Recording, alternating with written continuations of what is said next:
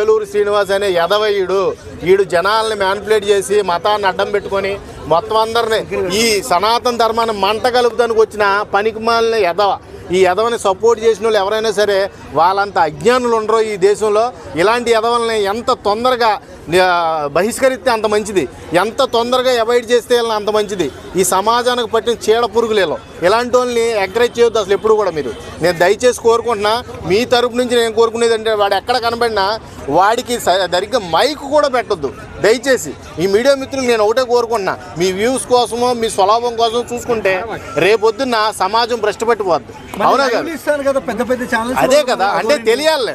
ఇప్పుడు ఒక విషయం అబద్ధం అనే విషయాన్ని తెలియజేసేదే మీడియా, నేను తప్పు అనట్లా. కానీ వీడు చేసే వికృతి చేష్టలన్నీ కూడా సమాజానికి, హిందుత్వానికి, సనాతన ధర్మానికి వ్యతిరేకంగా ఉన్నాయి. కాబట్టి వీడి గురించి పద్దాకా మాట్లాడిన వాళ్ళు వేరే వర్గాల వాళ్ళు నవ్వుతారు, నిజంగా నవ్వుతారు. నిజంగా నేనేమి కామెడీగా చెప్పట్లా, ఇది నిజంగా నవ్వుతారు. నిజంగా వాళ్ళు మంచోళ్ళు కాబట్టి నవ్వకుండా ఇంకా మనకు సపోర్ట్గా నిలబడ్డారు. ఇంకా నవ్వే సిచ్యువేషన్ వస్తే మనం ఏమైపోతాం. కాబట్టి ఇలాంటి వాళ్ళని ఎంత తొందరగా అరికట్టగలిగితే అంత మంచిది. ఈ సమాజంలో ఇలాంటి దొంగ బాబాలని చాలామందిని చూసాం ఆల్రెడీ డేరా బాబాని చూసాం, నిత్యానందం చూసాం. వీళ్ళ చీకటి రహస్యాలు, వీళ్ళ డార్క్ సీక్రెట్స్ అన్నీ కూడా బయటడినాయి.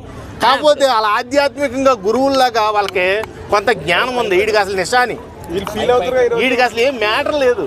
అసలు ఒక మంత్రాలు చదువుతూ రాదు, ఏదో కాలు మీద కాలు వేసుకొని ఏదో నేను అఘోరాని నాగసాధువుని నేను ఈ దేశాన్ని మొత్తం ఉద్ధరించడానికి వచ్చానని మోసాలు చేసుకుంటూ ఈ రోజున ఆ అమ్మాయిల్ని పెళ్ళిళ్ళు చేసుకొని వాళ్ళని మ్యానిపులేట్ చేసి వాళ్ళని ఒక మానవ బాంబుల్లాగా తయారు చేశాడు.